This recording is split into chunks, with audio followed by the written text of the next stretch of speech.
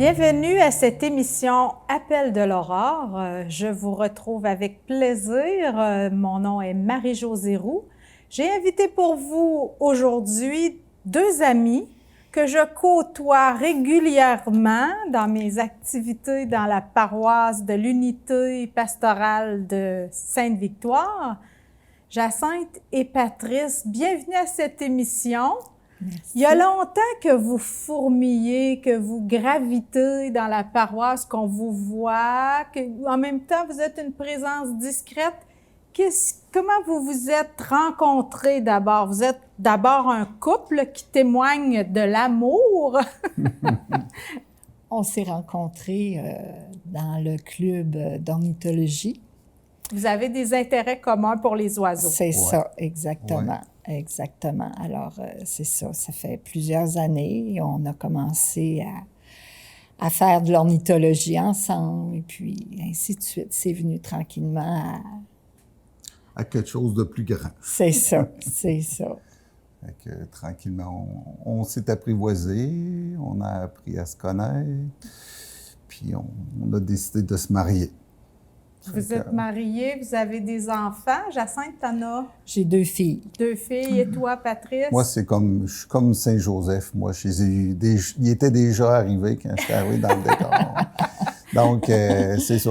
Mais pour moi, c'est mes filles, pareil. Bien sûr. Puis vous avez des petits-enfants aussi. Des petits-enfants. On a 5 petits-enfants. Et par alliance, on a 6 arrière-petits-enfants. Wow! Oui, wow! La famille n'arrête pas de s'agrandir. Oui. Des trésors, oui. des trésors de la vie. Là, oui, oui. Là, surtout là, les petits derniers jumeaux, là, tout près de 10 mois, ils commencent là, à vouloir se tenir debout puis bouger. Là. Alors, vous êtes comme tous les grands-parents, un peu gaga. Ah. Oui! Ça nous a pris. Oui, ça vous a frappé? Oui. Mais vous êtes aussi des témoins engagés. Vous avez un cheminement de foi. Comment ça vous est venu, la foi? Vous avez eu la foi depuis tout jeune? C'est pas pareil pour l'un comme pour l'autre, hein? Non. En fait, moi, je suis dans une famille de 9 enfants, puis je suis la 7e. J'ai été élevée dans la foi chrétienne. Mm-hmm. Mais le Dieu qui m'a été appris à ce moment-là, c'était un Dieu non aimant, un Dieu qui était un gros œil puis punisseur. Là. Ça fait que c'était pas le Dieu d'amour. Alors, suite à des décès, plusieurs décès de des membres de ma famille puis des gens rapprochés, j'ai cherché un sens à la vie. Je voulais savoir si on vit puis qu'on meurt, qu'il doit y avoir quelque chose entre ça et ça. Alors, c'était le premier filon qui m'est venu à l'esprit, c'était de retrouver une image qui m'avait été proposée à un moment donné par une religieuse qui faisait appel à la mission. Mais c'est sûr que cette image-là, je ne l'ai pas retrouvée, mais c'était comme le point d'ancrage. Le point de départ. Exactement. Si vous voulez retrouver une image, là, une vraie petite image là, que j'avais reçue vers l'âge de peut-être 10-11 ans. J'étais dans une chorale, puis la religieuse qui s'occupait de la chorale, elle nous avait amenés à son endroit, à l'institution où elle était. Fait qu'elle nous avait fait visiter comment ça marchait, comment ils faisaient des hosties, en tout cas. Faire une histoire courte, il y a une religieuse qui m'a présenté une image, puis sur cette image-là, il y avait comme un appel de Jésus. Et puis, bon, j'ai laissé ça de côté, mais suite au deuil des personnes... À la souffrance. À la souffrance, que les personnes étaient plus là dans ma vie, j'ai cherché un sens. Alors, comme j'avais cette image-là qui m'appelait, ben, je me suis adressée à l'Église. J'ai frappé à la porte de l'Église, puis j'ai demandé à avoir un partage sur la parole de Dieu. Okay. Un partage sur la Bible. Alors, ce qu'on m'a offert à ce moment-là, c'est de me joindre à un groupe d'agentes et d'agentes pastorales avec l'université pour faire un certificat en théologie. Dans un premier temps, c'était ça. C'est sûr que j'ai appris beaucoup des professeurs que j'ai eues, Que tu as côtoyé, que qui t'ont enseigné. qui m'ont enseigné. Puis là, c'était comme un bagage de connaissances. OK. J'avais toujours pas fait la rencontre avec Dieu. OK. Alors là, tranquillement, on est entré dans une communauté cursiste. J'ai suivi des sessions avec Alain Dumont, dont le maître spirituel, le guide spirituel est Yves Girard. Et puis... Ah oui, le moine. Le Oui. moine cistercien de Val-Notre-Dame. Oui. Et puis qui a fait beaucoup d'écrits. Puis ces personnes-là, finalement, à un moment donné, m'ont appelé à faire des temps de silence, des temps de prière. Et tranquillement, pas vite, graduellement, j'ai fait une rencontre. Alors, c'est sûr que le filon de tout ça, je te dirais que c'est la parole de Dieu, c'est la Bible. Quand je la lis, c'est de comprendre le sens fondamental qui est en arrière de ça. Puis, tu sais, Jésus, il nous dit « Je suis le chemin, la vérité et la vie ». Alors, comme je suis une chercheuse de Dieu, une chercheuse de vérité, puis une chercheuse de vie, je pense que j'ai trouvé, à travers les Écritures, Une bonne réponse. En tout cas, une adhérence à Jésus avec une foi qui vacille parfois, Bien, mais oui, bien sûr. voilà. La foi, c'est des doutes, disait un saint, la foi, c'est des doutes surmontés. Exactement. Il reste des doutes, hein? Oui, c'est ça. Puis faire confiance à ce qui se présente. C'est beau, merci. Toi, Patrice? Moi, disons que Jésus a toujours fait partie de ma vie. Très jeune, je suis quelqu'un qui n'avait pas confiance en moi. Je suis quelqu'un qui... donc, Jésus est arrivé dans ma vie très rapidement. Je dirais dans mon temps des années de l'école primaire. Primaire, déjà? Où pour moi, c'était un ami, celui sur qui je pouvais confier, celui qui ne me jugerait pas. Puis en même temps, je m'aperçois que les Écritures, là, ça fait très longtemps que ça m'habite. La Bible, moi, je me souviens, j'avais reçu ma petite Bible là, par les Gédéons là, que mon prof m'avait donné au secondaire. J'étais arrivé tout content de tout ça. Puis après ça, au secondaire, j'avais un ami... un ami polonais que lui il ne croyait pas. Il avait pris la Bible du début à la fin. Il me parlait de ça lors du dîner à Polyvalente, puis il me montrait toutes les contradictions, parce qu'effectivement, il y en a. Bien sûr. Il y a la vérité puis son contraire tout le temps. Donc, moi, je défendais, sans trop le savoir, les Écritures là-dedans, mais dans le fond, c'est parce que lui-même puis moi, on n'avait pas la façon d'aborder la Bible, tout simplement. Puis c'est ça, tranquillement, j'ai suivi des cours un peu de théologie dans ma formation d'enseignant au primaire. OK. Ça m'intéressait beaucoup aussi. Puis... Donc, tu as même enseigné, comme tu es professeur, tu as même enseigné la catéchèse dans le temps, là? Dans le temps qu'on pouvait. Que ça s'enseignait. Dans le temps qu'on pouvait parler de Jésus à l'école. Oui. Il y a un gros changement par après, là, oui. Mais disons que oui, il y a un bout... Nécessairement, tu as été un peu formé parce que tu devais apprendre. Oui. Puis j'avais pris des cours en surplus aussi parce que ça avec les étudiants de la théologie à Trois-Rivières à ce moment-là. Puis en même temps, ben j'avais veux pas, Jacinthe adhérait moins à ce moment-là quand on s'est connus. Il y a eu une petite pause plus, mais pour moi, Jésus était là quand même. Mais à un moment donné, suite aux événements qu'elle a parlé tantôt, moi, j'avais plus le goût d'avoir un partage, justement, parler de ma foi avec quelqu'un qui comprenait. Groupe, parce qu'ici au Québec, quand on parle de foi, il y a disons tout, que ça ferme la discussion tout de suite. Souvent, les gens s'en retournent, puis c'est fini. Donc, en tout cas, j'ai expérimenté ça, puis c'est pas agréable. Il y a des endroits où on peut facilement en parler, où c'est facile, où c'est possible. Il y a des endroits où carrément, Non. c'est pas permis. Même dans la famille, hein? Oui, oui, oui. Oui. C'est Dans la parfois famille. un endroit où ça crée des remous. Oui, Oui, oui, oui. oui, oui. Respecter les gens aussi pour pas les faire fuir. là. Oui. Ça fait que tout est dans, je pense, qu'est-ce qu'on fait comme geste, qu'est-ce qu'on... Comme dans le témoignage. Dans le témoignage, exactement, que dans leur dire des paroles qui finalement, ben je veux... Colle pas à leur expérience. Exactement, exactement. Puis là, c'est sûr que j'ai suivi les mêmes choses qu'elle. Les mêmes cours. Les cours avec toi d'ailleurs Oui, aussi. Oui. Des profs vraiment merveilleux qui On a vont... eu des Dans le bons fond, c'est un cadeau. professeurs. Ça ne m'intéressait pas le certificat universitaire au début. Absolument pas. Me relancer dans des études. Pendant que Toi je qui travaillais terminais. en plus encore.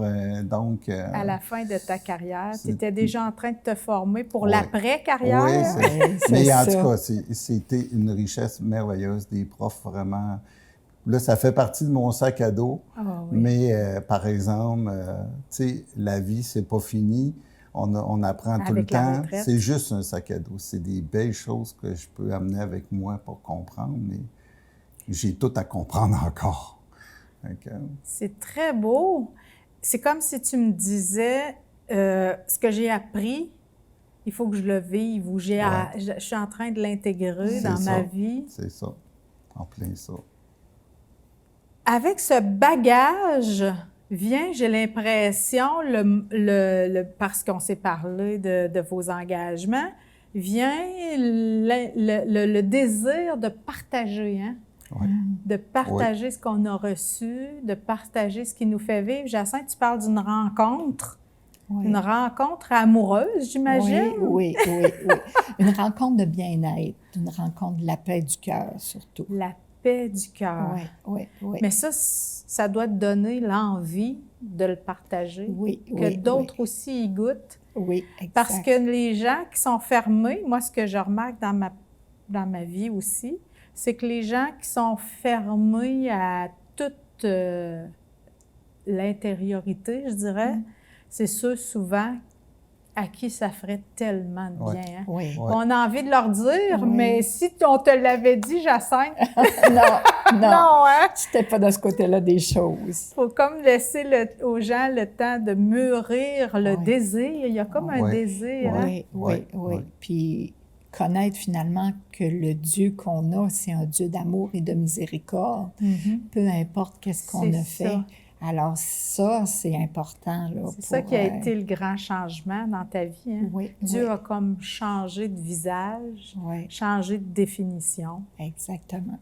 Et puis, suite à ça, ben, c'est sûr que moi, ça m'a permis de m'engager personnellement, faire du temps de bénévolat au presbytère, 2 Ah oui, après-midi oui, oui, semaine, oui. pour faire C'est du ça. secrétariat, puis en même temps, donner un coup de main pour des petites choses manuelles, là, quand ils ont besoin de bricolage ou les agents de pastoral. Ah là. oui, oui. Oui, c'est ça. Tu donnes du temps à la paroisse en Oui, ce moment. à la paroisse Saint-Christophe. Mais vous avez aussi, c'est le but aussi de cette émission, un beau projet qui vous habite. Depuis le début, tu l'as dit, vous l'avez dit, vous cherchez à vivre ou à explorer la parole, les Écritures avec d'autres. Ouais. Oui. Puis là, vous vous êtes adressé à la Maison diocésaine de formation. Racontez-moi un peu qu'est-ce qui s'en vient pour vous là, en octobre cette année. C'est bon. Bon, la maison de formation du Jacinthe-Pimont fait partie d'un comité aviseur pour la maison au niveau de la programmation. Puis moi, j'avais déjà dit à Sylvie Carrier, qui est la responsable, que j'avais un rêve de vivre une semaine sur la Bible, organiser ça, faire vivre ça au monde pour voir comment toute la richesse, puis goûter à ça, parce que moi, ça goûte bon. C'est ça, le goût de partager, hein? C'est ça, le feu est là. Oui. Puis à un moment donné, elle m'a approché, elle m'a dit, tu sais, Patrice, elle dit, tu m'as parlé d'une semaine sur la Bible, est-ce que ça te tenterait qu'on en bâtisse une ensemble? Puis, ben, j'ai été pris de court, mais j'étais bien content. Elle a demandé à Jacinthe. Jacinthe a accepté. Il y a Sylvie Gagné, qui est agente de pastorale au niveau du diocèse aussi. Puis Sylvie Carrier, on est un petit groupe de 4 qu'on a réfléchi à Un programme? un programme possible, mais pas sur une semaine, mais pour 3 jours. On n'avait pas l'expérience de vivre ça encore. On s'est dit, on va commencer avec un 3 jours. Puis tout au... Un triduum. Un genre de triduum. Biblique. Puis c'est pour ça, là, Ah, c'est beau. on a, depuis le mois de janvier, qu'on se réunit régulièrement. Et là, qu'on vous a- avez monté un beau programme. Oui, puis qui a travaillé avec le temps, avec les...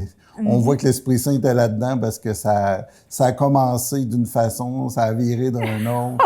Puis là, ben, ce qu'on a proposé, bon, c'est en 3 jours. OK. Puis Ça. on a intitulé ça pour la Bible, une voie d'expérience Avec Dieu. avec Dieu. Donc, pour que, comme un de mes professeurs me disait, il me disait, tu sais, il dit les Écritures. Il dit les Écritures, c'est des textes sacrés, mais c'est pas la parole encore. Il faut être capable d'entendre, il faut être capable de lire les Écritures, puis être capable de les laisser descendre pour qu'elles deviennent une parole de Dieu pour moi, et qu'après ça, je puisse aller la porter aux autres. Donc, c'est beau. donc c'est pour ça que la première journée, Ce que tu es en train de nous dire, attends, Oui. il faut qu'on explique ce que tu es en train de dire, qu'on le répète parce que c'est trop beau. La Bible peut se résumer à simplement être un livre. En fait, Oui. Bible, ça veut dire bibliothèque. oui, Donc, c'est comme s'il y avait plusieurs livres dans la bibliothèque. Ça peut se résumer à être une histoire. Il y a certains livres qui sont plutôt des contes, qui sont plutôt d'autres des récits, d'autres l'histoire de quelqu'un qui est venu ou des expériences de Dieu. Mais pour que ces récits soient comme intégrés puis qu'ils deviennent pour nous parole de Dieu, parce qu'on emploie souvent le mot parole de Dieu pour parler de la Bible, oui. il faut prendre le temps, peut-être même avec d'autres, hein? Souvent, Ouais, c'est ouais. la meilleure façon. On le voit bien dans le Cursilo, puis dans la rencontre, dans les maisonnées d'Évangile, dans toutes ces façons de partager l'Écriture qui font qu'on se l'approprie puis qu'elle devient parole de Dieu, nourriture, pain de vie. Oui. Donc, c'est ça, c'est exactement la première journée. On a invité Guylain Prince, Wow. qui est un franciscain, Oui, qui est connu là, parce qu'il donne beaucoup de conférences, il est très des actif retraites. sur Internet, sur il est très Facebook actif, aussi. Hein? ouais. On peut Donc, le trouver puis l'écouter sur Oui, Facebook. oui. Puis lui, il va venir, dans le fond, cette journée-là, c'est pour voir comment les Écritures, c'est quoi les conditions pour qu'elles s'impriment en nous. C'est quoi les conditions favorables qu'elles s'impriment en nous et aussi voir les obstacles que je peux mettre, Ah qui oui, peuvent exister. Les Il va résistances. être accompagné d'Hélène Boudreau, qui est au niveau du récitatif biblique. Donc, on veut faire vivre une expérience cette journée-là, wow. au niveau des Écritures, pour que ça parle à chacun, que ça vienne faire s'imprime même au niveau du corps. Oui, Exact. c'est ça. C'est en C'est plein le très but de la beau. première journée. Et la deuxième? La deuxième journée, ben, c'est des artistes, alors qui ont pris comme moyen d'expression Robert Lebel, qui parle le chant. Lui, il compose ses chants à partir De la parole. Souvent, c'est à partir de la parole de Dieu et de l'Ancien et du Nouveau Testament. Ensuite, il y a Francis Gagnon, qui, lui, est un professeur de musique. Il est diacre aussi. Et avec l'orgue, à partir de Bach, Ah bon? qui s'est laissé inspirer, parce que c'est de l'inspiration qu'ils ont à partir des paroles de composer. Alors lui, à partir de l'orgue, puis les partitions de Bach, il peut interpréter à sa façon ce que les Écritures viennent lui dire. C'est beau. On a aussi Élise Fortier qui, elle, c'est l'art visuel finalement qui l'interpelle. à partir toujours. Des textes de la Bible. Exactement. Et ensuite, il y a Gilles Roberge, qui est un prêtre et qui fait de la peinture. Bon. Puis ces peintures-là sont inspirées de la parole de Dieu. Alors, on a comme l'impression, ce qui s'imprime au niveau des arts extérieurs à nous, mais qui partent d'une inspiration intérieure. C'est très beau. Oui. La deuxième journée, donc, il y a 4 invités. Oui, exactement. Puis chaque personne qui s'inscrirait pour la rencontre, pour cette journée-là, pourrait avoir... Va avoir automatiquement les va 4. avoir une conférence ou une animation de la part des 4 conférenciers. Ça va être sous forme d'atelier. Oui. Alors, les gens vont pouvoir participer à chacune des ateliers de ces 4 personnes-là. Puis ils peuvent choisir de venir juste une journée et non pas les 3, ou venir aux 3, c'est sûr que... Alors, donnez-nous le goût d'aller à la 3e journée. Je suis curieuse. J'ai déjà hâte de savoir ce qui sera et ça me semble déjà assez complet. Donc, la première journée, on imprime la parole. La deuxième, on l'exprime. On l'exprime. Puis la 3e, on a invité Monseigneur Pierre Goudreau, un jeune évêque de 59 ans qui a écrit 8 livres que j'ai vus. Quand même. Il a écrit un livre, Les regards de Jésus. Quand Jésus pose son regard sur moi. Oh. Donc, il va nous amener à travers... il nous a demandé de choisir un regard par évangéliste. Donc, on s'est arrêté sur 4 regards en tout. Oh. 2 regards le matin, 2 regards l'après-midi. Ce qui est intéressant avec lui, c'est qu'il nous situe l'évangéliste, l'évangile, puis il nous amène au regard pour voir comment ça m'interpelle, comment Jésus fait du bien dans ses regards, comment il peut me regarder aussi, et puis comment ça vient bouleverser, changer ma vie pour encore devenir porteur d'évangile, mais pour les autres aussi. C'est toujours à donner avec le Christ. Alors, le Christ nous regarde d'une certaine façon avec tellement d'amour que notre regard aussi doit changer. Quand on regarde les autres, on ne peut plus les voir de la même façon. Quand on s'est vu un jour ou l'autre regardé par le Christ. C'est très beau. Alors, 3 belles journées où vous nous invitez à fréquenter les Écritures, mais d'une façon très originale. C'est une belle intuition que vous avez eue. C'est une invitation que vous faites à nos auditeurs. À quel moment se tiendra ces événements? Ça va être le 19, le 20 et le 21 octobre. Il va être facile pour les personnes de s'inscrire sur la Maison diocésaine de formation ou de téléphoner, que vous allez avoir là, dans l'information au bas de l'écran là, pour vous inscrire. Toutes les frais reliés, tous les frais reliés à l'inscription sont décrits sur le site Internet, mais on pourra les avoir aussi en téléphonant lors de l'inscription. Alors, je vous invite, c'est une invitation lancée par Jacinthe, Patrice et la Maison diocésaine de formation. Si les Écritures ne vous parlent plus, vous parlent moins ou vous ont toujours bien parlé, allez voir d'une façon différente. Merci de ce que vous avez créé. Je souhaite que plusieurs d'entre nous y participent, mais on ne peut pas se quitter, Patrice, sans prier ce moment. Tu nous as préparé une belle prière. Je voudrais qu'avant de partir, on partage avec nos téléspectateurs un moment de prière, comme vous êtes des gens qui ont la foi, qui avaient le don de la prière aussi, en préparation à ces journées, puis aussi en conclusion de cette émission, prions ensemble. Seigneur, toi qui cherches la relation avec chaque être humain, tu as suscité les Écritures saintes pour parler à notre cœur. Aujourd'hui, nous venons te demander d'envoyer ton Esprit Saint cogner à la porte des gens pour qu'ils osent venir vivre ces 3 journées avec nous afin que la Bible soit pour eux une voie d'expérience avec Dieu. Amen. Amen. Comment la Bible a été pour vous une voie d'expérience avec Dieu? Pour toi, Patrice? Moi, à chaque jour, on lit l'Évangile ensemble, du jour. Mm-hmm. À chaque jour, ça vient me parler de où je suis rendu. Le même texte peut me parler de façon différente à chaque fois.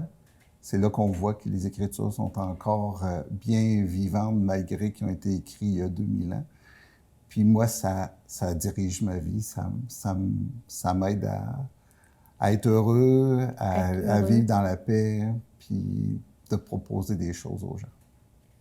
Toi aussi, Jacinthe, Oui. cette paix que tu as connue, Oui. elle t'habite toujours? Oui. Tu la partages, tu as le goût de la partager avec les autres? Oui, oui. Puis la parole t'inspire dans ce sens-là? Oui, oui. On a un groupe de partage, là, la catéchèse biblique liturgique de la parole, là, dominicale de la parole, avec un groupe. Puis quand on partage à chaque fois ce que les autres disent, ça fait écho. Puis on partage finalement un trésor, là. Fait que moi, c'est beaucoup là-dedans aussi là, que je me ressource. Merci. Merci pour les témoins d'abord que vous êtes, pour l'amour qui circule entre vous, qui nous parle, le respect que vous avez l'un pour l'autre. Moi, c'est rare que j'en vois un sans voir l'autre. Vous êtes un couple exceptionnellement uni, soudé. Bravo. Puis merci de votre passage à cette émission, mais surtout merci de votre implication en Église. On a besoin de plus en plus de témoins qui ont le goût de partager ce qu'ils ont reçu. Merci à chacun et à chacune d'entre vous d'avoir été présents. On se dit à la semaine prochaine.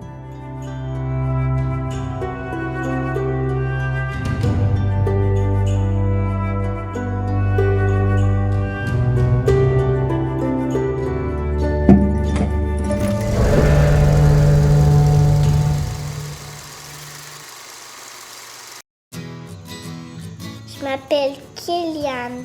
J'aime beaucoup nager. Moi, je suis capable de nager toute seule avec mes prothèses. J'aime faire des chandelles dans la piscine. C'est comme si tu marchais sur les mains. Les amputés de guerre m'ont donné ma jambe et mon bras de natation. J'adore les prothèses pour aller à l'eau.